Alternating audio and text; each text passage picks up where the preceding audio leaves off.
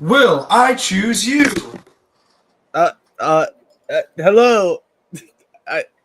Hi. You were not ready for that outcome. No, Well, yeah. welcome to the stocks. Will suggested me before we start the show today. He's like, "Hey, can I play Pokemon Crystal on my 3DS while we're doing the show?" And I was like, "Gee, Will, I don't know. I don't think that's the best plan." And are you doing it now? Can you prove that you're not doing it right now? I don't know how I can prove it. Show your 3DS. Are you playing Pokemon Crystal while we're doing the show? So actually my 3DS is on my desk, but it's charging right now. Oh, I see. But Wow. that's also because of the limitations of where my power supply is in my room and where I have outlets. Can we guarantee that you won't play Pokemon Crystal throughout the duration of the show? We can guarantee that I won't talk about Pokemon Crystal throughout the show. That's the guarantee. Well, we've already broken that rule. As far as you are aware, there's no Pokemon Crystal happening right now. You just talked about it. Welcome, everyone, to Survivor StockWatch, episode 13, the finale, part 1. I am Jack. With me is Will. Well, how are you doing today? So, I'm doing good. I'm still questioning why it was a 2-part finale.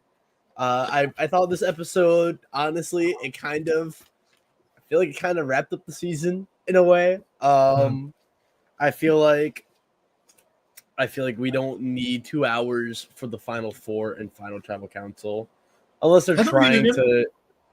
What's that? And the reunion. Yeah, that's probably why. But even then, still. What's up, Elizabeth Powell? Always great to see you here on the StockWatch front. I know you're saying, kid, you're probably talking to Jack Powell. I could be wrong. But in any case, I say hello. Probably. You're probably. I didn't see a point in this being 2 episodes either. I really think that it would have been great just to make it a final 6 and then a final 5 start for the finale. Just do the standard thing because I don't really think it was needed. I think more time is always nice, but this season, I mean, for casual fans, they may have some different opinions. There's someone that could probably think that Sam wins. Someone may think Sue or Teeny wins out there. But for us edit pros, for us absolute juggernauts of analytics, there's no way. Like this season, there was no need for another episode because this episode all but confirmed that we were right all along. That we're the best. And in the most or we are. This is the worst season of Survivor StockWatch. Probably the worst ever. Bro, I'm gonna laugh so hard if Rachel does not win next week. I'm gonna laugh so hard if it's Sam. If we're wrong, how does our credibility? Jay, Roy, Elizabeth Powell, please respond. Does our credibility? How far does our credibility fall if Rachel isn't the winner? Genuinely, please answer that question for us. Because if it falls severely, if we're wrong, I feel like we should be excommunicated. I feel like we should be put on our own island and forced to starve and not play Survivor. Is Rachel going to be the Charlie and be the decoy winner and go out of fire? I don't want to answer these questions. I don't want to answer these questions yet. I hope we're right. I hope we're right. Roy will move his stocks to another broker. That seems reasonable. No, you live or die by your stockbroker. Absolutely. My family's stockbroker is ingrained in my family's lore and tradition. We've been pretty good stockbrokers for you this season, I feel like. We've been pretty good at it. We remind you of the rule book, as always. Penultimate episode, remind you of all the things going on. And we are in review season. I guess the only really good thing about it being 2 episodes is that we get to split up our player reviews so that our podcast, so we don't have to do a 2-hour podcast next week. We can make it like an hour and 15 here, hour 15 next week. And so that would start with Group 1. John and TK. God, I feel old. That was 4 months ago, 3 months ago, or something, when we talked about John and TK in the game. Holy cow. I mean, do we think that in a year we will talk about John and TK? No. Do you think their names will get mentioned at all? No. The same way that people still talk about Jelinski, and I'm sure there's some Jess fans out there. I'm sure there's people wanting Jess back for 50. I'm sure there's some Banu fans out there as well, because he did win $1 million, as you know. Banu is cheating, all right? He had the same edit as Russell Hantz, dog. Like, oh, man. I guess if we're using stats here. I guess that's But no. Yeah.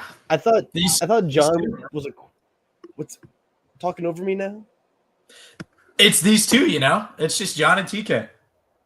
Yeah, I feel like John was a pretty good narrator. I thought he had a lot of potential, and he had a great 1-episode stay. What you would want in a first boot, someone who didn't really do anything wrong, just kind of small tribes. Andy was unpredictable, and I feel like when you're dealing with a train wreck, I just knocked something over. When you're dealing with a train wreck like Andy, like a lot more RNG gets involved, and sometimes bullshit can happen.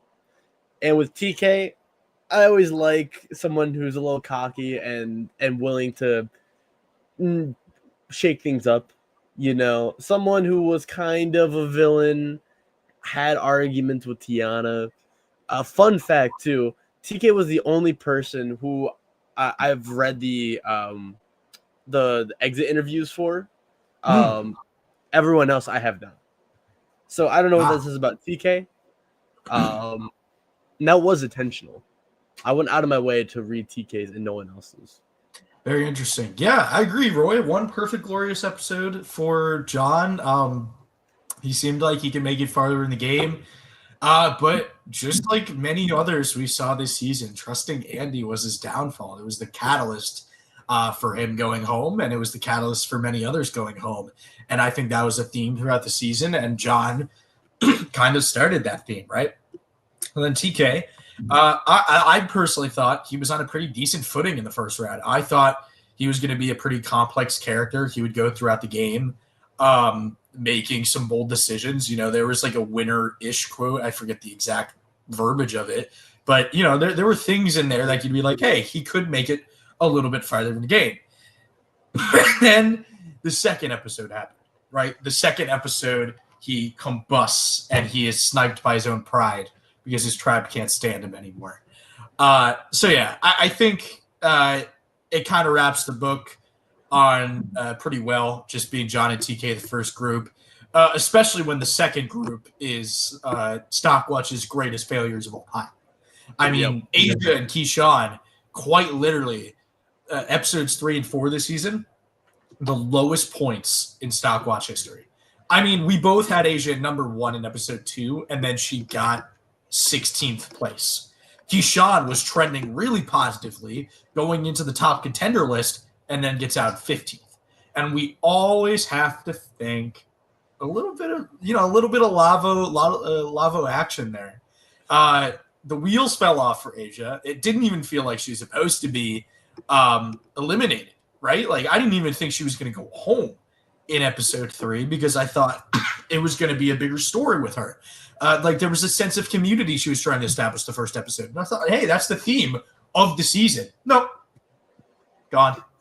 You're out. Yeah.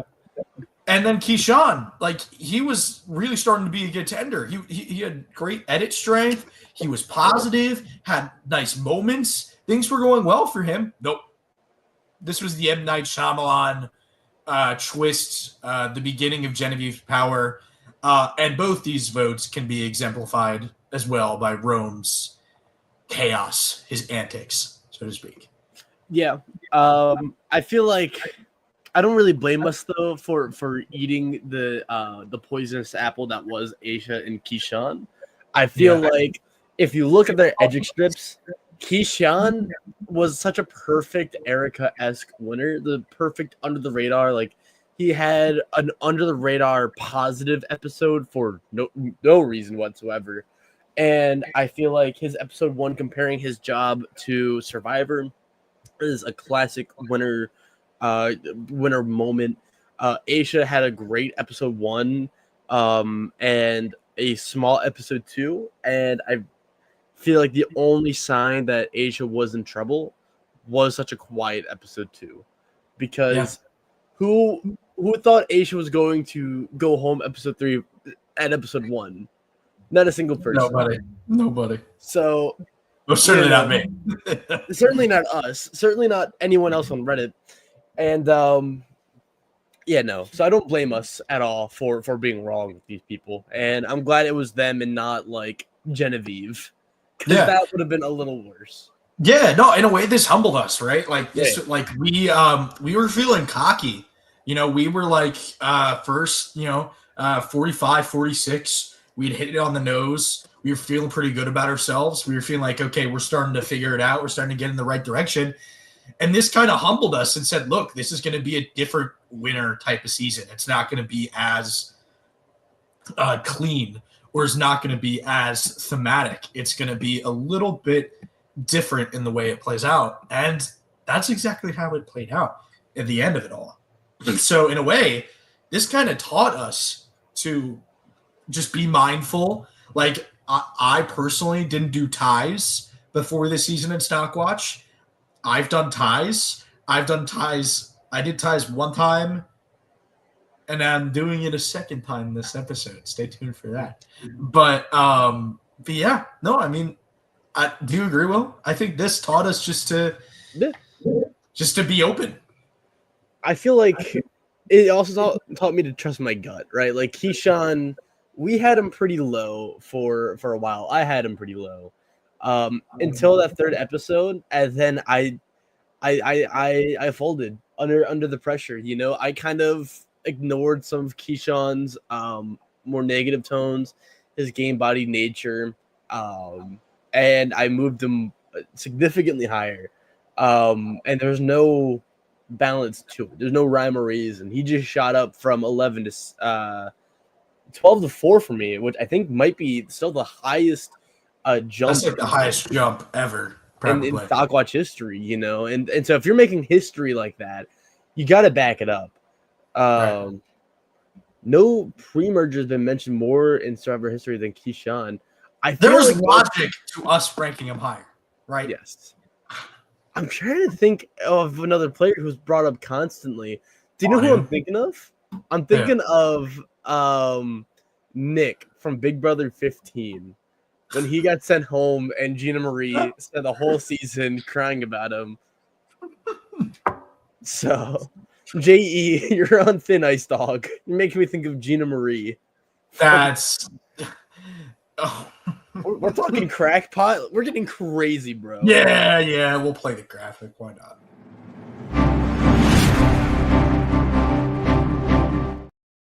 It's not even really like deserved for that. It's not even like a crackpot theory. Can we do like editor's note? Can we do a crackpot comparisons graphic next season? Like a crackpot comparison. That would be pretty cool. A crackpot comparison. I've always talked about doing it, but like I haven't been able to set aside the time. All right. Yeah. We'll get that set up. We'll be in touch with 100%. The tech devs at Survivor Now podcast. Group 3, the chaotic character group. Annika personally is one of my favorites from this season. I really likened her to Natalia from David versus Goliath. A lot of similar tropes, but also just a really fun personality and someone that's really like micromanager, like really exciting to watch, like really good television. But her going here at 14th made complete sense, even though I had her ranked higher. Will, you were pretty on the nose bit, or were you? No, you're not. No, we were both kind of wrong, but that's okay. You know, we were still kind of getting into it. This made complete sense. This was the catalyst for Andy's big decision. And also, Rachel started as an underdog. Rachel didn't start as an underdog until this episode. Started as Sierra's bad decision that ended up costing her the game. This was a very big driver in the rest of the game. Like, I feel like that's the thing with a lot of the votes this season. Some votes, I feel like, when you're on, like, let's take it back to 46 last season, right? The Yanu 3 were always going to be the Yanu 3. And so, in a way, Jelinski, Jess, and Banu going, it wasn't really like a big driver for the relationships for the rest of the season. It was just kind of status quo. This is going to happen. Not this season. I feel like most, if not all, of the votes this season were drivers for some kind of later occurrence this season, some kind of later action. There was always like, well, this happened, so in return, this is going to happen later in the game. And I feel like that can't be said more for Annika. And Rome, additionally, I feel like his decisions definitely sparked a lot in the game. But in hindsight, never going to make it farther than early merge. Will and I were both pretty on the nose with that. Definitely one of the most dynamic characters of the new era, for sure. Like there's no doubt about that. I think he should be back soon. I think he could be back soon, and I hope he comes back soon because I think he brings a whole nother dimension to being a Survivor villain and being good TV that we haven't seen in a while. So yeah. No, you can tell Rome is a big esports kind of guy. And that's something I really took for granted when he was on Survivor, but like everything about esports culture, just like the smack talking, the competitiveness, a lot of the everything is very apparent with Rome. Annika to, a less extent, obviously. But I think what's notable about Annika and Rome is that both their vote outs, it kind of felt like the end of the first act of the season.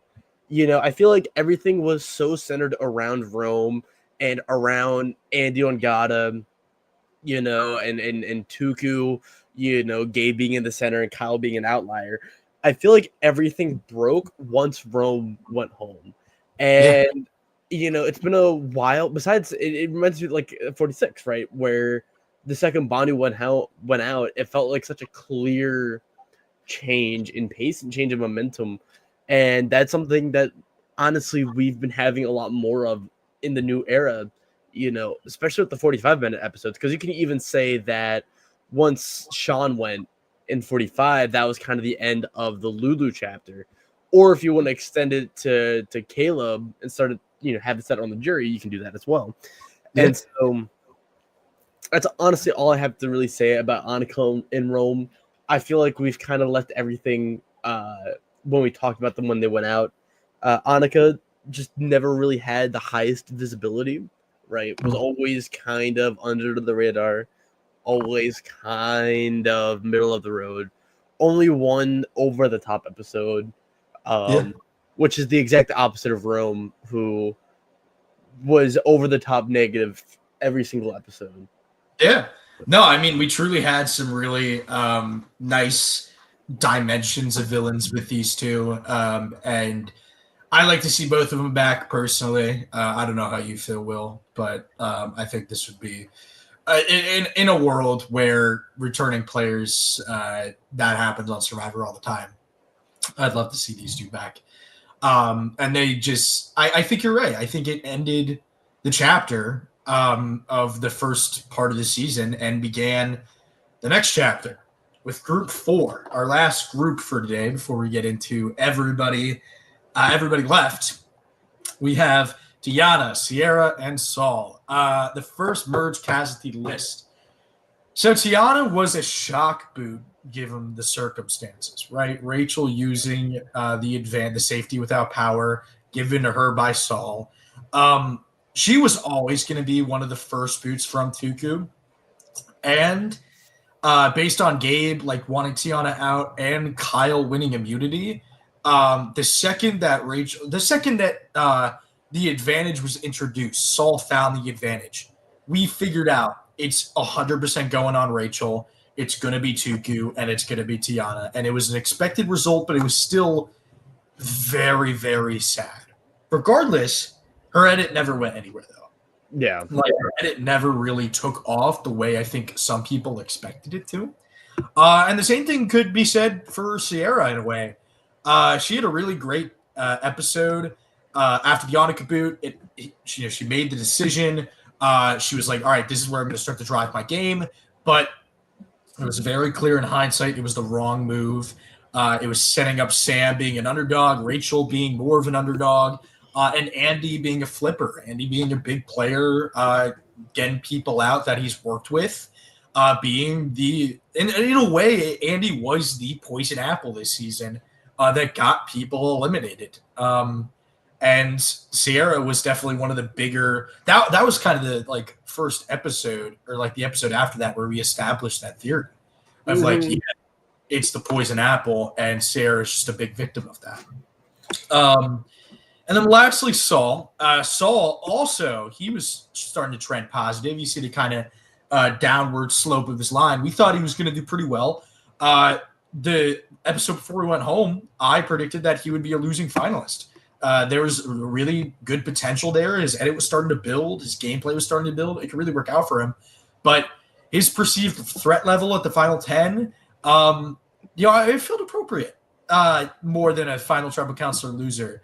And the whole trend, because Saul and Genevieve were very much edited a similar way this season, where they were both not visible at all at the beginning, and then slowly building into a dynamic character. And Saul was a little bit more over the top, a little bit more middle of the road, while Genevieve was a little bit more of that decision maker. And I think that made sense. I think that made sense, establishing that Genevieve was the clear power player from Lavo. So I've talked for a while. Go ahead. That's fair. I'll let you ramble while I read the comments. And Jay, honestly, I completely disagree. I think that what Survivor does is whenever there's a clip that seems circumstantial, I always think that, like, would they do something else or include something else if it wasn't, right? So, for example, when Rachel was stealing the rice, right, in episode 2, and everyone's like, oh, I don't see how that's personal content for Rachel, that's circumstantial because she tried taking the rice. And I've always said, and I thought that if she was the winner, right, they would show her stealing the rice. If she was the winner, but that never happened, they would show something else in episode 2 to show Rachel as a character. They would try to humanize her in a way, right? And so I feel like that's not too far off with Saul, where I feel like Saul would still have something, just not related to Rome. But I feel like these three players, they have the perfect under the radar as players. They're the perfect examples of a castmate not needing to be the main character the entire time. Like, if we had a season full of Saul and from his perspective and everything was leading back to Saul, maybe he would get edited a certain way, absolutely. But I don't know how that would play out. But Saul being a supporting character, a foil to Rome, Teeny's ally, and in one of the last parts of Teeny's story, Saul was a great character. And same with Tierra, who did not get the most amount of screen time until the Annika boot. And even more so with Tiana, who I think was the first example of someone getting no confessionals and us, or at least me, ruling them out entirely because of it. Yeah. But does that mean they didn't contribute anything to the season? Absolutely not. They're still legends. I'm still down to see Tiana from Survivor 50. I think it'll happen. I don't know. I'm a little bit less confident in that. Really? But, yeah. I don't think so. I don't know. But yeah, no, I mean, I think these characters, it's a good example of they set up certain players to be edited stronger, more heavily, and to be bigger characters in the season while they have their moments. Saul had a moment. Tiana had a big moment. Sierra had a big moment. Like, everybody on this group had a big moment in the season. And that's okay. You don't need to be the consistent driving force like Rome. You don't need to be always in the spotlight to be remembered and be revered as a half decent player. And and I think these three could do well in any other instance of another season of Survivor. All right, we're gonna take a break. I was going to say, before we do that, I would like to point out a comment from Jay, but yes, you are right. I think I differentiated, though, because going into episode 3, we were already slashing Genevieve. Like, she was an obvious slash up to that point. Tiana was the first time where it was like it happened in episode 6, right? Where Tiana had a pre-established storyline and an edit that we were trying to work with and trying to rank. And she went up to, I think, 7. I had her at number 7 at one point, which is pretty high for an earlier boot. Ignore Aisha and Keyshawn. And so I think that's why I called her the first. Because I just differentiated them both. That's all. We'll get into more Genevieve in a little bit, but we are going to take a quick break, and then we'll be right back. What's up, guys? I'm Todd Herzog, the winner of Survivor China, and I am here with Survivor Now podcast, the best source for Survivor information, to show off what I do for a living. So I make custom Funko Pops. If you haven't seen or heard, you can check it out on Instagram at Todd's Pop Shop, or you can message me, toddspopshop@gmail.com, to order your own. And if you mention this podcast, you will get $10 off and a free torch. So it's pretty freaking awesome. I'm going to show you a few right now. We've got Troyzan here, Phil from The Amazing Race, JLP, host of Australian Survivor, and look, little Charlie. Anybody you could possibly imagine or want yourself playing an LRG or an ORG, or just with your loved one or family or pets or anything like that, shoot me a message. I'm happy to make it. You also have the chance to win a free custom pop if you sign up for Survivor Now Podcast Fantasy League. So it's pretty awesome. And it's fun. Like, who doesn't want to be a part of that? So yeah, hit me up, get your custom pops. It's great holiday gifts, great birthday gifts. We got a new season of Survivor right around the corner. I'm excited. I'm sure you're excited. Let's get this going. Go get some Funko Pops. Todd was on our podcast, actually. If you hadn't watched previous renditions of this podcast, Todd was on like episode 5, 6, something like that. Go check that out. Todd was a great person to have on the show, and Todd again. Yeah, go. Honestly, I stopped there. Go back to season 44, episode 9, and watch StockWatch from the very beginning. Yeah. No, I mean, like, you should watch every single one, because clearly that would make sense for your busy schedules, everybody. It's called binge watching. It's called binging, actually. Hey, man. Binging with William.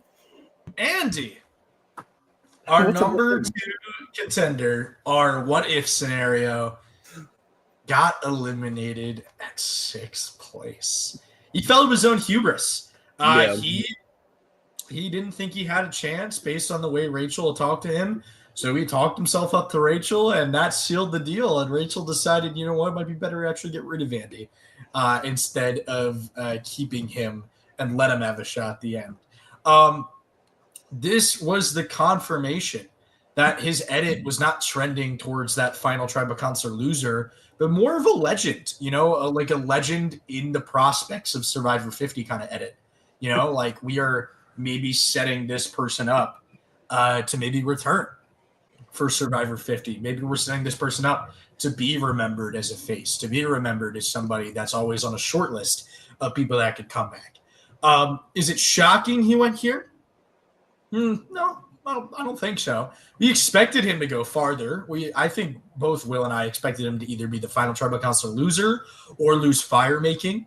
But it makes sense. Regardless, though, great player, face of the season. I think we'll come back eventually in some capacity. But yeah, I mean, it was a very simple way he went home this episode. There's not a lot to it. It was he talked himself up, made the wrong call. Rachel sent him home with the idol, and that's that. Crazy. There's a few things about Andy I want to talk about, actually. So I think I want to point out Roy's comment here about Andy doing good at Final Tribal Council. I actually disagree. I think Andy does a lot worse at Final Tribal Council than I think we think. I think he got shielded by such a positive send-off. I think they want Andy to look like a legend. And I think you can't deny his strategic acumen, right? I feel like when Andy sits down and has a plan, he's able to articulate it really, really well. I don't want to knock off Andy's game whatsoever. But being a flip-flopper in Survivor is very hard to do and also get respect from the jury. And there's a part, I think in his boot tribal, where he openly admits, like, hey, I flipped on Caroline. I was the one who flipped, right? And it's the Emily flipping of it all. Emily flipping. And I know we were going to bring that up. Oh, you're right, though. You're right. And that's what sent him home. But when he said that he was the one who flipped, the jury didn't look too happy. And I think that's not necessarily because Andy flip-flopped and people were mad. I think they are rooting for I think they're just rooting for Rachel, honestly, and that's an opinion we'll get to later. Yeah. But I don't think Andy does well at Final Tribal Council. The other thing is that I realize StockWatch's weakness, right? We are terrible at guessing when players make bad choices and bad decisions. Yes, we're very bad at that. I think that's just hard to predict. I think it's like 46 where it's hard to tell when players were going to not play their idol, you know? And it's the same thing with this where Andy on paper should not have went home here. It should have been Sam, and I don't think that we are necessarily wrong for thinking that Sam was obviously getting the boot here. Sam himself said, I think I'm going home here. I think Rachel's going to get rid of me. And it's the reason why I love doing the Edgic, because there's no guarantees ever, right? There's slam dunks, sure, but, you know. There's no guarantees with how everybody's going to fare. It's true. No, I mean, it's so true. Like, there was not a guarantee where Andy was going to place. He could have won. He could have made it to the end. He could have lost right here. He could have lost at fire. He could have lost at 5. Like, there was still, like, I think that the fact, like, obviously Rachel's number 1, right? There's no debate for anybody in that. But there was debate for everybody else. You know, like Sam, we thought would go here, turned out to be Andy. We don't, like, we'll get to it later with the rest of the people still in the game. I don't know where they're going to place. I have no idea. And so that's why, not to spoil. I'm not going to spoil. But yeah, no, I mean, it's genuinely like, it's, sometimes we get it wrong. And that's okay. Because as long as we get it right at the end and we get it right at a decent point in the season like we did with Rachel, which I'm pretty sure we're right. I hope we're right. I had Rachel winning episode 1, dude. I'm so smart. Oh my god. That's enough out of off. But also, go back to Andy real quick. Go right on back. Because I want to respond to Roy's comment about flipping and strategic movement. I agree. Again, I think Andy played a great game. I think, Jack, you agree as well. I think we both think. I think Andy played a great game. However, all the jury sees is just flipping, right? And I think that kind of gameplay, especially next to Teeny, who we'll also get to later, I think people will look down upon it because I think they're going to favor narratives. I think this is such a narrative-heavy season, and I think Andy rewrote his to be about being an underdog in triumph to being a strategic mastermind. Meanwhile, Rachel and Sam, they both are underdogs, and that's clearly defined throughout the whole season. And so that's why I think Andy doesn't have a shot.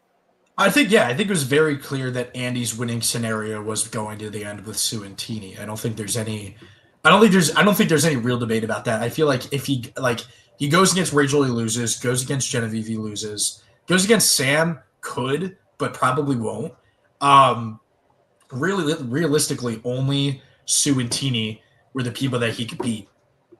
And, you know, like, I think it was I agree. I think it was a redemption story. I mean, like, we obviously saw episode 1 with the absolute chaos that it was. And I think this was a different redemption from Emily Flippin, because Emily Flippin was, I am not good at a social game, to I'm a social mastermind and I only get eliminated with 1 vote to my name. It's a little bit similar, but Andy is, I made a big outburst. People think I'm a joke, right? It's not our life is terrible. There's nobody left. It's people think that I'm a joke. I want to prove I'm not a joke anymore. And I think he did that. I think Operation Italy was the crowning achievement. And I think it's a pretty good achievement to have in a game. And he did it. If that was his journey, and if that's the sense of his journey, joke to Juggernaut, I think that's completely fair. And I think that's a great story. And I think that's a story people are, again, I think it's why someone like Andy could come back if they decided to. You know, there's the whole argument of he just has this story that's encapsulated as this. He is a person who had a great story on one season, and that's it. He doesn't need to come back because his story's complete. But there's also the argument of, people like that story. You know, like there's so many people in real, like let's take it to real life, right? Yeah. There's a story of, people think I'm a joke in high school. I want to prove that I'm actually really good. People think I'm a joke on a sports team. I want to prove that I'm the best. People want to think that I'm horrible at this. I want to prove I'm the best at this. Like there's so many real life allegories to Andy's story that I think he'll come back someday because people will relate to it if they look at it in the way we're looking at it, in my opinion. Yeah. So I do think that if Andy comes back, though, I don't see him making a deep run. I think Andy will come back confident, and I think he's going to have late game confidence early on, and I think that's going to do him in. I think he's going to come back and be like, hey, I've blundered before. I'm going to play perfect from now on. And I think he's just going to play a little too strong, a little too early, and I think that's going to do him in. Yeah, I think he could go home late pre-merge, early merge in that scenario. I think that's completely fair. I think pre-merge. I could see him going the first tribal his tribe goes to. Maybe, but hey, that's a 50 question. We don't know yet. We'll see. Actually, we did it. We did it. I just want to say, we did it. Will and I slashed Genevieve in episode 3. Yep. She was gone. There was no chance for her to win in episode 3. And every single episode since that episode, we thought, oh God, are we wrong? Oh God, did we mess this up? No, we didn't. We did it. We did it. We got it. Who else but us? You need to trust us, everybody. Because every time we got it right at the end of the road. Yeah, the placement was a little bit different, but we figured it out, and we did a good job with it. It was always going to come to an end for her, just based on the way it was edited. But man, what an episode to go out in, genuinely. Final boss, and a really amazing final boss to boot. Last episode, I said, I don't think Genevieve's very good at challenges. I think that could be a big part of her downfall. I stayed corrected. Genevieve won the final 6 in a pretty tough challenge and was really, really close to winning that final 5 immunity as well. So I take my words completely back. The physical beast is maybe a little bit out of the cards, but really coming in the clutch at the end of the season, 100%. The fake idol plan, I said, I think it was last episode or the episode before, really solid. Like, really solid fake idol. One of the best fake idol plans I've seen. It almost worked. It almost worked for her this episode. Yeah. I think that one thing to make Rachel, or to make Sue not trust Rachel, or Rachel not trust Sue, because they were voting in tandem and they voted out Genevieve. I think one thing to derail that, and Genevieve would have stayed. And if Genevieve, all she had to do was either win Final Four or make fire, and she would. I think she'd win. I think she had a shot of beating Rachel, or shot of maybe tying at the end, making it a 4-4. It was phenomenal. But the second Rachel won her third, and we saw that Rachel and Sue were not going to vote apart from each other, it was clear that Genevieve was going to be done. But as well, just like Andy, she has the best chance of returning. I think this her story, that's tough. I don't want to say it's done. I don't think it is, because it's like She was a phenomenal player, and that's definitely her story. But I think a bigger story is I didn't make any friends out here. I played a very I don't want to say Spencer Kagayan game, but in a sense, it's like I didn't make any friends out here. I played the game for myself, and I'm really good at that, and I'm really good at playing Survivor, but I didn't win. And I think that is going to be a perfect jumpstart for her to go into another season of Survivor and be like, I'm going to make friends. I'm like, it's going to be the Cagayan Cambodia Spencer Bledsoe journey, in my opinion. And I think it could work out for her in 50. If it were to be 50, right? I think it could work out. Well, who else in Cambodia had their whole storyline being about wanting to make friends and play more emotionally, and who actually delivered on that? I'll tell you, Cass McQuillan. Am I calling Genevieve Cass? Absolutely not. But what I will say is I see a Genevieve return looking very similar to Cass's. I think they both come in with the same storyline. I think they both come in, and the only difference is that Cass delivered, bro. Spencer, I hate to red bone Spencer because when I was 14 and discovering Survivor for the first time, all of my friends loved Spencer Bledsoe. Spencer Bledsoe was the icon of the GameBot community if you were a fan of Survivor in like 2020. All right.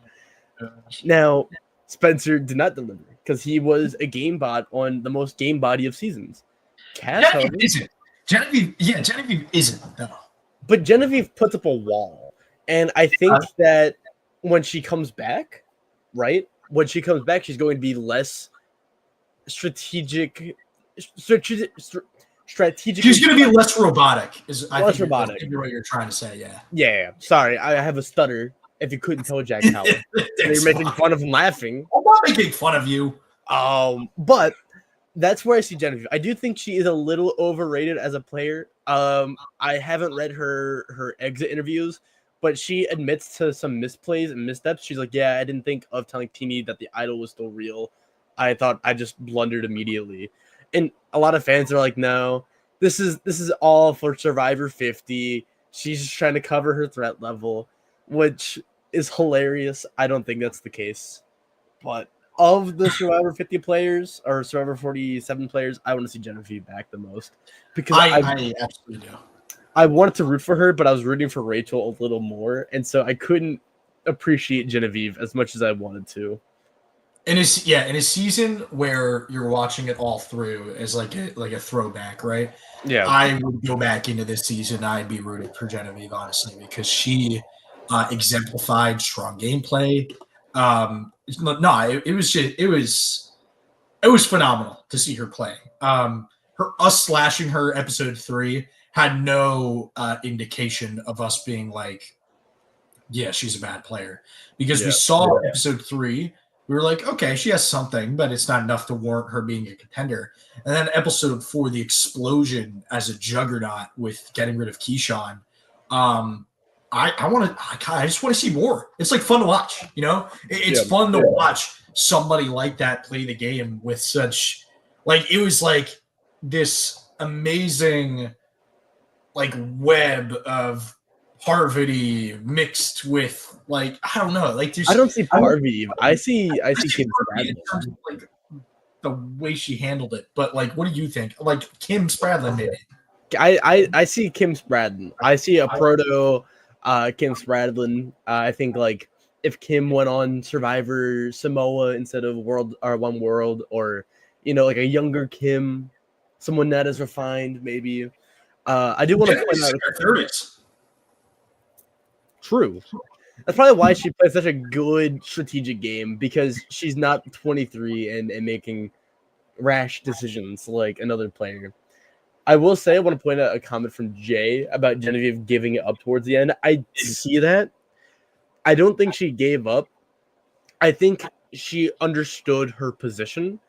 And there's another player who I think I'm going to compare it to Teeny. I feel like when Teeny's on the bottom, she becomes really wishy-washy. She will give out information to everyone, and that got mocked at Tribal. We haven't gotten to Tini yet, so we haven't really brought up much about it, but I think it's important. I think Genevieve wanted to stick to her guns, and I think she understood that no matter what, she was cooked, and that she needed to be approached. She couldn't approach someone else. And is that intentional? I don't know. But I do think if she was a little more active towards the end game and like tried selling at Sam, I do not see that going well. And yeah, I see it being worse. Like the more she tries to do, the worse it could play out for her. I agree. So I think it was smart for her to kind of lay low near the end game. Absolutely. But that's about that for Genevieve. I love Genevieve. It's time. It's time for. Sam still here. I don't know. First of all, there's a very. I hinted at this earlier in this episode. I don't know because there's a 3-way tie. Yeah, that's a little bit cop out of me. I admit, but I also genuinely have no idea where they're going to place. Sam is the surprise Austin of the season. We thought 7 was going to be his ceiling, and then we're like, okay, he's got to go at 6. No, he's at the final 4, and he has a shot. Apparently, like he's just surprised he made it here. I did not think he would make it this far, but hey, props to him. He's played a weird game. I don't want to say it's like a bad game or a good game. It's like a mixed game. Like he's played a game where there's obvious strengths to his game, like his connection with Sierra, connection with Rachel, ability to stay in the game. Those are good things for him, but he also has flaws. He's not too fond of Teeny. He's definitely a little bit aggressive when it comes to playing the game, and that could reflect a little poorly on him.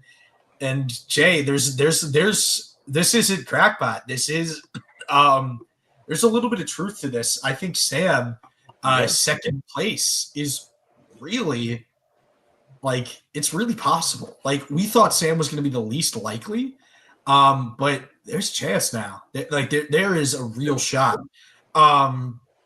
So there's also I feel like it's either going to be because of the way the season's playing out. If Rachel were to go home, right? If Rachel were to go out at fire making, Sam would win, and I think that'd be a very confusing win. I think that'd be like, where was all this momentum? There wasn't any momentum for Sam to win the game. Maybe there was a tiny bit this episode, but that wasn't really anything established over the past few. To me, I don't know, man. Sam is the only. It's Rachel or Sam, right? That's obvious. So Argata complex tribe theory is correct. It's Rachel or Sam. But I feel like second or fourth is the most likely, and I feel like out of those two, I think it's going to be second. I think he's going to be losing to Rachel. I think he gets maybe Sierra's vote. He maybe gets one more. And I think it's going to be him losing at second. But I don't know. That's it's so tough for me. It is. So unlike you, I decided to actually rank the players. I did placement potential. So what that basically means is I have Sam at number 2 because I think there is a shot. There's honestly a relatively good chance that he can get second place. I think if he makes it to final tribal council, I think he nags a few votes. He's definitely getting Sierra's vote. I honestly, I could see Gabe voting for Sam, right? I could see maybe Genevieve voting for Sam or Andy. I'm not saying it's 100%. Andy more so voting Rachel, I think. But Sam could pick up a few votes. I could see Kyle voting for Sam. I just feel like Sam is such a bro guy that I could see a lot of the guys on the jury voting for Sam, including Sierra.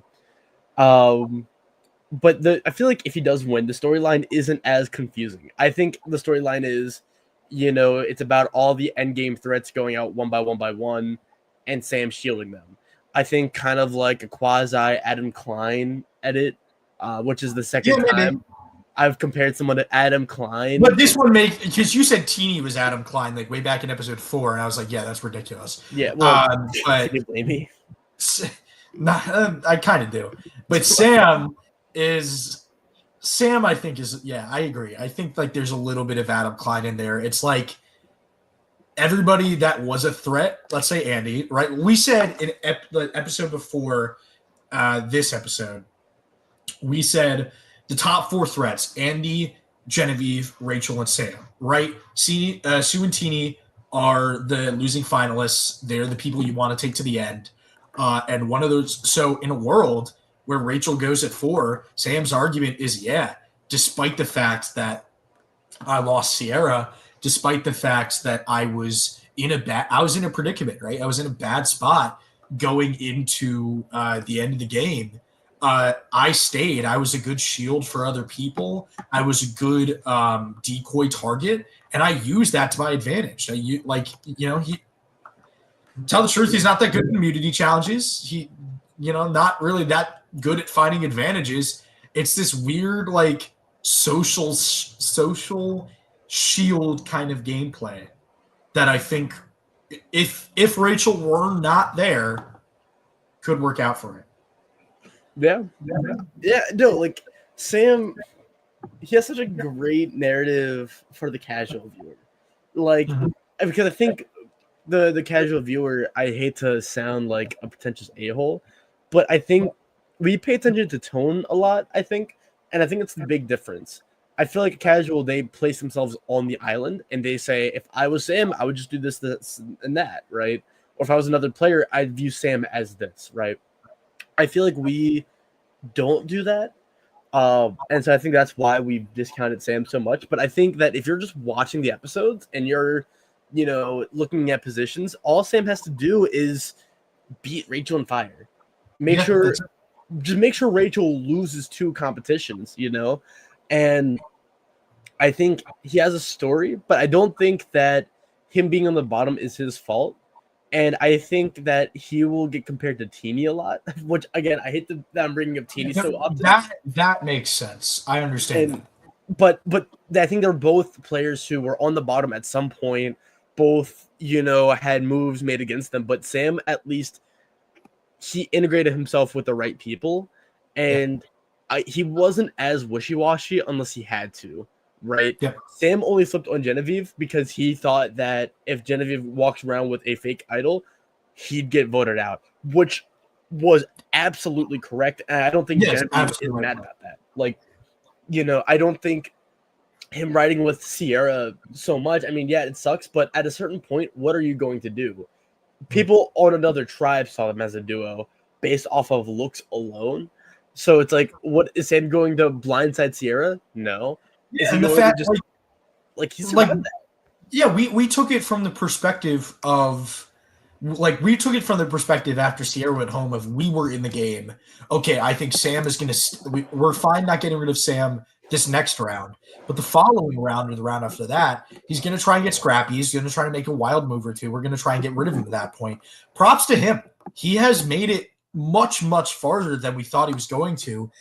His floor was 7th place, and he's made it far beyond that. And so it's really like Austin from 45 to me. Austin was always going to make it far in the game, but we always thought he was going home at 5th. Sam, we always thought Sam was going to go far in the game, but we always thought it was going to be 7th. Both those times we've been proven wrong. And I think that's an actual trend that maybe we need to focus on. And for future seasons, not saying this exact archetype of player is always going to fit that mold, but someone that is consistently at the same placement throughout. And we're always kind of like, they're probably going here. We need to consider them potentially going farther and maybe being edited as fire-making loser or losing finals. I think that's something going into the future. Something that needs to be considered.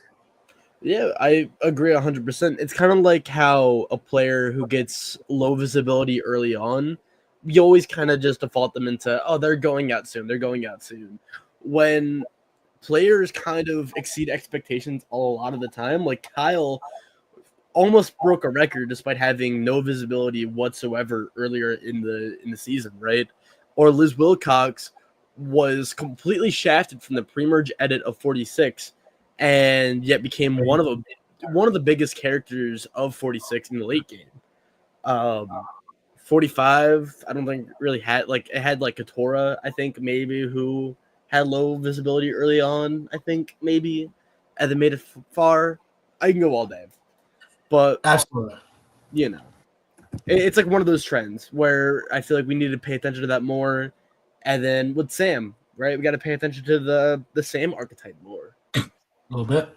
A little bit. Let's go to Sue, who What's up, Sue? is Will's 3 and my tie as well. Sue is, to me, the most obvious final tribal council loser. I think she's guaranteed to make it there. Question is second or third, right? Like, I think so. Let's play out two scenarios here. Number one is Rachel, Sue, and Teeny, and number two is Rachel, Sam, and Sue. If it's Rachel, Sam, and Sue, I think Sue gets third. I think she could get Caroline's, but that's it. I don't think she gets anybody else potentially besides Caroline. If it's Rachel, Sue, Teeny, I could see Sue getting 2 votes and Teeny getting 0, and maybe Sue gets second place. So that's why I'm kind of at a crossroads with her. She could have Gabe from the jury. Gabe and Sue were number ones throughout the season as well. But who else could she get? I mean, it's obvious that she's not. This episode, she was, we talked about it last episode, she was playing Kingmaker, right? And although it wouldn't have really mattered because Rachel had her idol, she won immunity at the final 5, and so it really wouldn't have mattered what Sue did.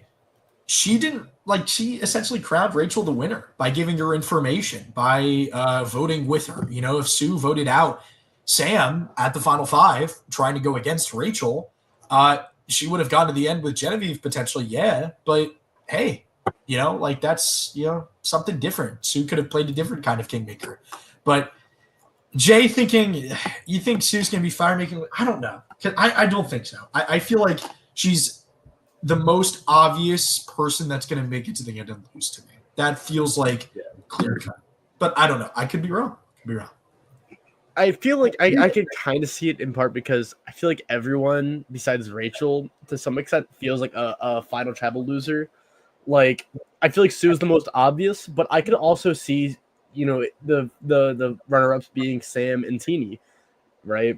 I think if the only thing is that it feels such like I feel like it's obvious that Rachel's making it to the very end, and I think if she doesn't win, it's because she loses fire, right? So if she loses fire, then Sue's in the final tribal anyways. If Rachel wins fire, I feel like or it just survives, makes it past the final 4, wins immunity or was taken, then I think Sam goes, and if not Sam, Teeny, because Teeny also feels like a fire-making loser. I feel like it's just Sue doesn't really fit into a lot of boxes, and so we kind of default to the fire tribal council loser or final tribal council loser. Sorry, I can't today. No, it's okay. It's a weird box for Sue to be in. I think it's I don't know. Regardless, I think it's nice that she kind of. I'm not going to say she outlasted the mom archetype. She didn't. I won't say she beat them in terms of gameplay because I think Julie and Maria from 45 and 46 respectively both had way better chances at this point than Sue.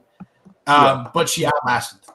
And so credit to Sue for that because it's always the mom goes home at the final 5. That's it. But credit, I think Sue, if she were to be in a winning position, let's say we're in a world where Sue, everybody's here, the gameplay is played as it is, but Sue is edited as this mom who is winning challenges, makes a big idol play at the final 5, does this, does that, has this great story of wanting to prove herself. Not only would she obviously be a contender, but she would be revered because she outlasted the mom archetype that has gotten eliminated at 5th for the past 2 seasons, Yeah. And so because that's not the case, Sue's in a weird box. We don't really know where to put her. I think that's the thing with the three that's not Rachel. Like, I have no idea where to put them. I think that they're all gonna lose. But I don't know where to put them. Yeah, no, I'm in the same box too. I feel like it's like the inverse of the start of the season, right? Where we're all trying to figure out who's going to win. We're trying to, like, it's a weird season. There's constant, BS happening. It's now the inverse, where we're trying to figure out where the puzzle pieces go, but we know what the picture looks like. I think it's the most apt way. We know what the final the ending looks like, but we don't know, like, the final plot twists that get there. Yeah. Why would anybody put Teeny in fire? She's not a threat. Well, Teeny, where does Teeny go? To me, this is a big question. She could, I think, there's, on one hand, we have fire-making loser. Let's talk about this editorially, right?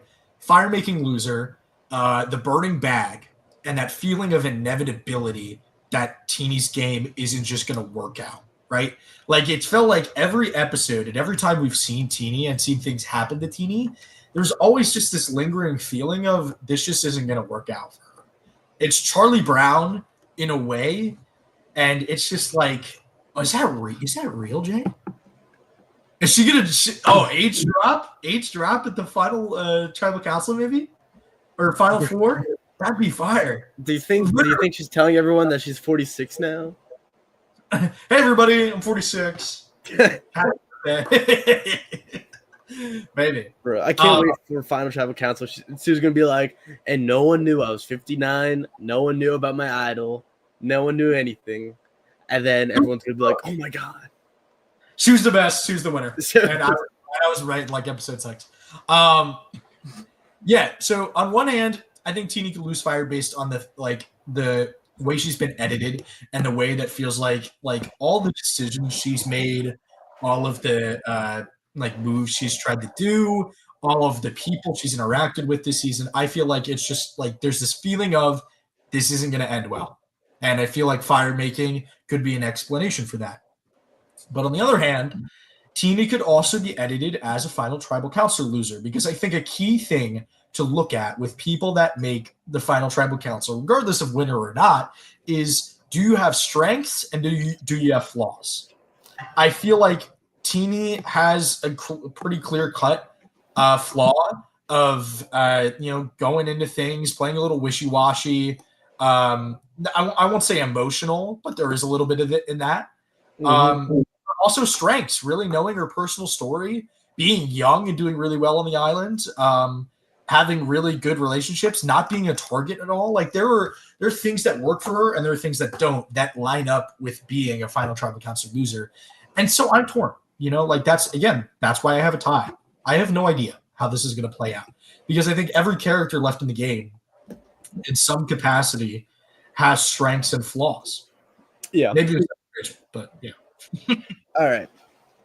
Now it's my turn to speak about Teeny. Who at one point, you've been hinting at it all episode. Go ahead.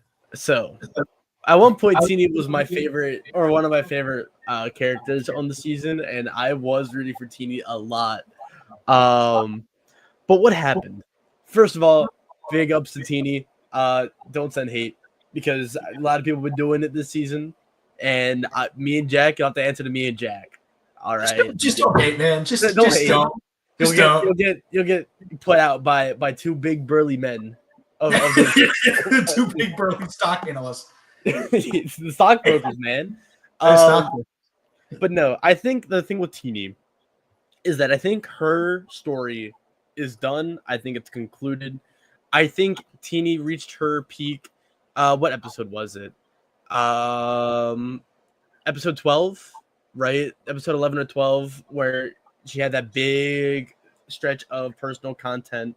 She had like that complex personality, positive episode. No, it's 10, episode 10. Episode 10, that's what it was. Episode 12 is when she was freaking out and trying to get rid of Sam, and that was out. Yeah, no, I realized I was reading Genevieve's Edgic strip. That explains that. Quickly answer this question. Why is there a Charlie Brown almost every season? We've had Romeo, in a way, Owen definitely, Jake definitely, Teeny definitely. You can argue Jamie from 44 was a little bit of a Charlie Brown. But yeah, a little bit. Like if there were to be, I feel like it would be Jamie. But anywho, yeah. I feel like why is there a Charlie Brown every season? That's I think the nature of quicker moving gameplay, right? I hate to be that guy who's like, oh, it's 26 days, because people will sometimes just say that about Survivor and they don't elaborate. And I don't understand like how faster gameplay makes it happen. But I think gameplay flips a lot more. I think it's taken the Cambodia approach where it's just fast moving gameplay, a lot of flip flopping. And that causes a lot of players to have an early blunder and they won't be able to catch up. So honestly, you can even think of Venus as being the big Charlie Brown figure 46. But I think some players they want to make a move and they realize that they made a blunder early on. And so they go into the late game not really having a story. And so they want to make a big flashy move like Operation Italy. And a lot of players can't do it. Sometimes they break through, like with Operation Italy, which was a crazy move. But sometimes you just end up like Jake, who you're up against a big alliance that won't break or move, and chips just don't fall where you want them to fall. You always try to do this. I think Teeny always had a pretty decent idea of what she wanted to do. I mean, there were some times where she was like throwing out information too much, playing a little flip-floppy, but there were a lot of times this season where I feel like Teeny had the right idea of what she wanted to do. But there was this moment this episode, I forget like exactly what she said, but I just saw it in her posture. It was just like, I feel powerless. I feel like everything I've done to get here, it's not going to matter anymore. And I feel that like cascade down. It's unfortunate to see, right? Because I think that most of the Charlie Browns try to go into the end game being like, I still got a shot at this. I still got a shot. I can do this. I can do this. And then they get the football taken away from them from Lucy as Charlie Brown's trying to kick it. But I think Teeny knows, like Teeny has a sense of the future of like, I know that football is going to be taken away. And I feel that's most likely going to play out in a fire-making loser scenario. But could go out. Or it could be like Jake, where the fire making is the one success Teeny had. I will say that I think Teeny's biggest problem is she never took a pause. Every time something would happen, she would immediately react and would try to fix it, and she would always overcompensate, like telling everyone, including Genevieve, that the idol is fake. If you go back and watch, Rachel and Sue, they were both like, hey, we will reconvene later. We will discuss this later. But for now, we should just put a pin on it. Teeny took that and then went to Genevieve and caused a lot more trouble and panic than if she never did that. Right. Yeah. And I think that is the other big problem, is that the Charlie Brown players, they appear to be very wishy-washy, very flaky, very gamey. That's the vibe Jake had, where he just never stopped playing. And I think that's what's happening with Teeny, where she's never stopping. Yeah, it feels like there's this need to be like, I need to do this, I need to do that, I need to go. When I think some of the better players this season have been like, I'm going to do something and then I'm going to sit on it. I'm going to do this and then I'm going to sit on it. There's waiting, there's patience, there's thought going into decisions. Whereas Teeny, I think she's trying to play a little bit of catch up. And I think she's playing catch up to probably the most obvious winner in StockWatch history. No, D was more obvious. Yeah, D was a little more obvious, but I think more cathartic is probably cathartic. There we go. What else do we have to say? I'm the best. I'll get to that. So there was hero music. I put this down in my thought bubble. I was like after Rachel won the Final 5 challenge, there was hero music playing. It was this beautiful song of triumph and success. And I was like, what else do you want? Idol played 6. No one but Sue saw it. And she doesn't have a real chance of winning. So Rachel got that. Beats Genevieve to win immunity at 5 when Genevieve beat Rachel at 6. Her third immunity, probably earning Kyle's vote if we're going on the theory that, Ozzy and Game Changers voted Brad because of the physical game. I think Kyle would vote Rachel out of respect for doing that well in challenges. And then there's nothing else to say. I think Will probably had the greatest StockWatch season in history. If you could, you wouldn't come up with a better StockWatch season. 100%. Sorry, my mom was talking to me. She just got home. I've never been happier with a preseason pick. Just to walk y'all through what this means to me. When 44 first aired, right? My preseason pick, I swear to God, was Bruce because of the band name, And I even bought a Tika buff. Granted, I bought it after partway into the season, but I bought a Tika buff because my winner pick was Bruce, right? 45 happened, and Randy Bruce was like, "Hey, we're doing a Survivor draft, right?" And so I went on. I had the first draft pick overall.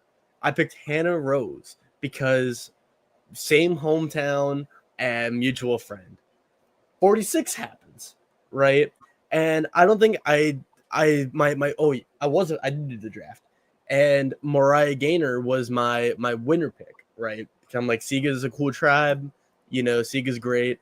And I also drafted Q, I think. It was Q, Tevin, and Mariah, which, great characters, great narratives, but the second Q started going off and had his first over-the-top episode, I knew I was cooked.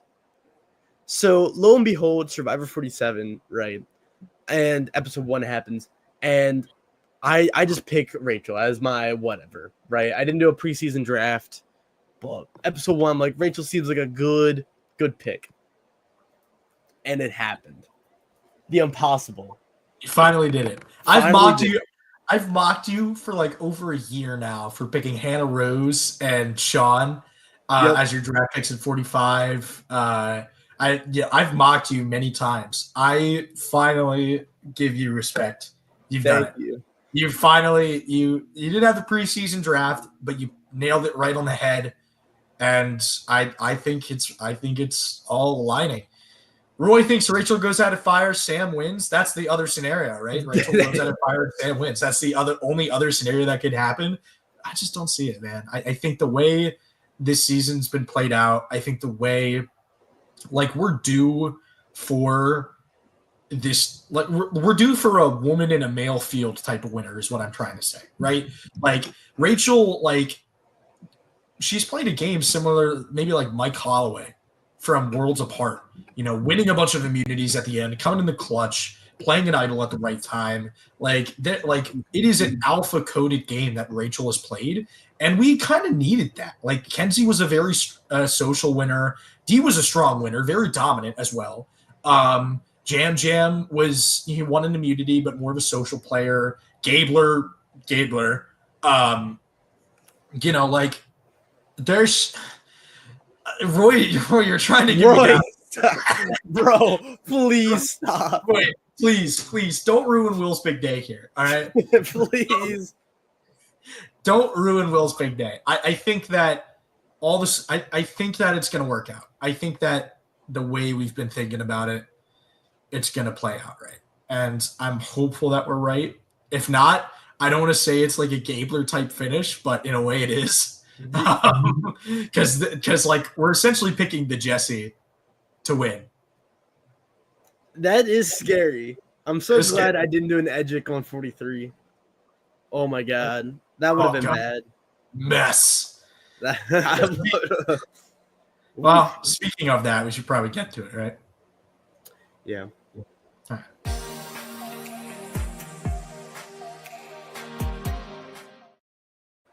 Bam. There you go. Edgic charts.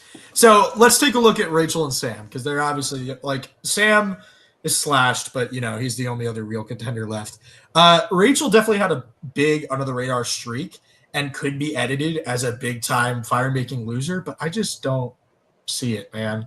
I really don't. Yeah. I think that the way she's been edited, she has the second most confessionals. Sam has the most. I think that Sam, he's had the negativity that you want to see in a new era winner, but he's also had too much of it.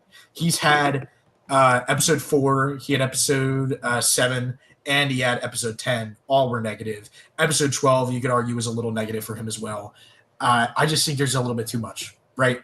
I think that the wolf and wolf's clothing theme that he established episode 1, that could be really good for him. That could work out for him. But the strength of Rachel's edit and just the way things have been going, I just don't like. The momentum is not there for Sam, and the momentum is there for Rachel. Yeah. I feel like, Sam, there's the theories, but I also feel like people are just trying to course correct because no one wants to jump on the obvious pick. Everyone loves their 1% fringe picks, right? It's why Captini's so high the entire season. Yep. And so I feel like people are just trying to make it not Rachel because Rachel's so popular. But it's hard to argue against such a strong merge where Sam kind of fell off. And Sam honestly had his best time when Gata was the least important. I'm talking Gata from episode 2 to 4, but between the John and Annika votes, that's when Sam got a lot of screen time and was shown in the best light, of being in control, being the glue guy. And that's when Rachel was largely protected, right? I think that's the most apt way to describe Rachel's edit for in that span is being protected because she was tight with Annika. And if Sam were to win, I feel like the conversation between Rachel and Genevieve would be edited differently. Yeah. I feel like Rachel's edit in episode 3 or 4 would be shown differently. I think maybe Rachel just wouldn't get a confessional, Instead, a lot of the drama and a lot of the limelight was just on Sam and Sierra. Once Sierra left, then Sam, he didn't get shafted, but narratively he was shafted. Sam could be the thorn in our sides this season, though. Like, that's the thing. Like, Sam could be the real prickler here. There's he's the 1% fringe pick, but it's so tempting to pick. It's so tempting, and it's so juicy to not pick the most obvious person because we're trying to be like these amazing savants at Survivor Edgic, these amazing stockholders. But I hope we're right. All right. Closing statements. Let's round it out. You're on Patreon. It's cheap. Watch some videos, get a free trial, come hang out, watch some extra content, get time. Check out merch, get Survivor StockWatch merch because it's obviously the best show on Survivor Now podcast. Follow us on Instagram and Twitter, and most importantly, don't forget to like and subscribe. And with that, Will. Yes. This has been the Stocks. Calm down. Do you have anything else to say?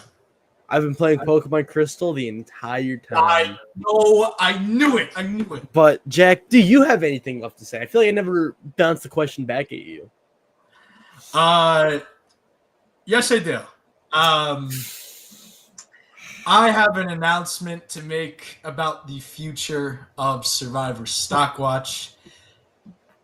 Next episode will be my last episode for a little while. I will not be coming back for Survivor 48. I am not sure if I'll be coming back for Survivor 49. I start full-time work in February of next year, and I want to have a clean plate.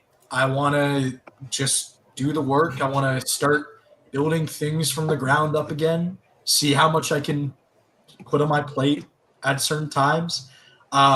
Jay, this is not a problem. It's not. I told Will at the beginning of this season that I would be leaving. Yep. And I told the team on Monday, and I won't be back.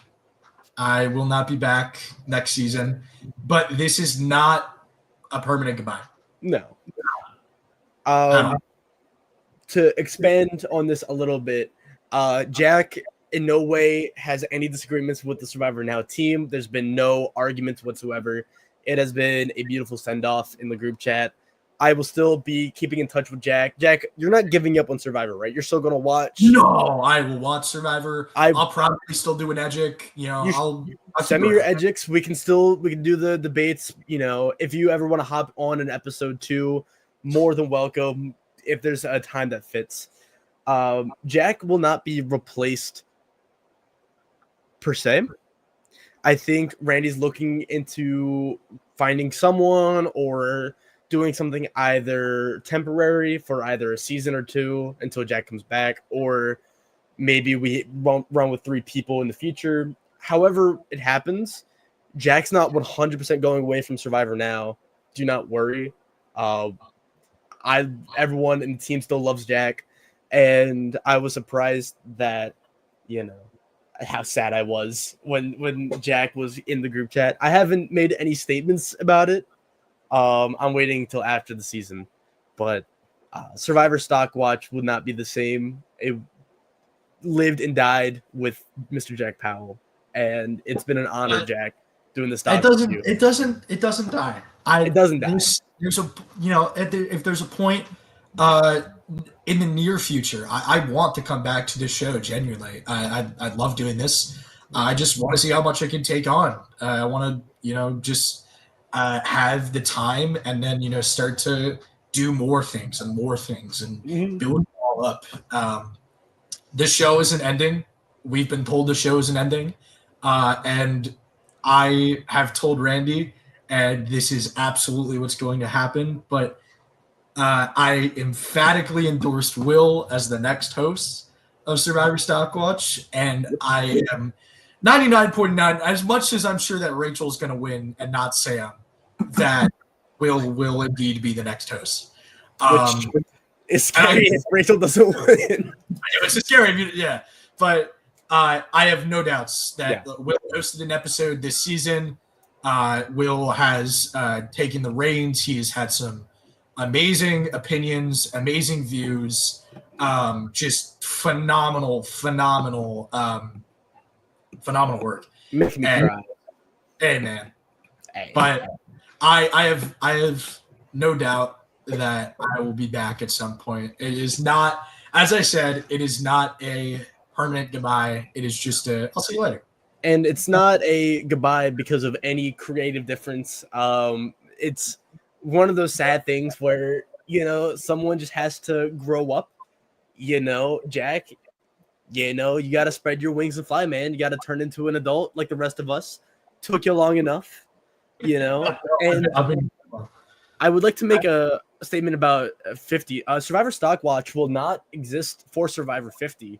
That is because me and Jack will both be on Survivor 50, and so there will be no one to cover. Surprise! We're on Survivor. And we're also doing the CBS trifecta too. So we're doing the Amazing Race, Survivor, and Big Brother. All at once, at the same time as well. At the same time, and we're gonna win all 3 shows, and then we'll be on 50, and we won't be doing StockWatch. Yep. So that's what's going to happen with that. We do apologize for the last second nature of that, but we're also playing together both times. I think so. Basically, we agreed that Jack will win Survivor 49. I'll be the Fallen Angel, and then we both come back, and then I beat Jack and Sari Fields in a very close 12-1-0 vote. That's exactly what's gonna happen. It's exactly what's gonna happen. That's the storyline we're working with. CBS, please contact us. Please stop ignoring us. But next episode's still gonna happen. I will be here. We will be recapping next episode. I should probably close it out the right way. We thank you all for watching Survivor StockWatch episode 13. And we will see you on the next and final episode 14 of Survivor 47, which is sure to be full of dramatic crackpot theories, crackpot comparisons. We got to talk to Randy to make that graphic. Dramatic tears and triumph and literally everything. It'll be a good send-off, so make sure you're there. We thank you all, and we'll see you next week.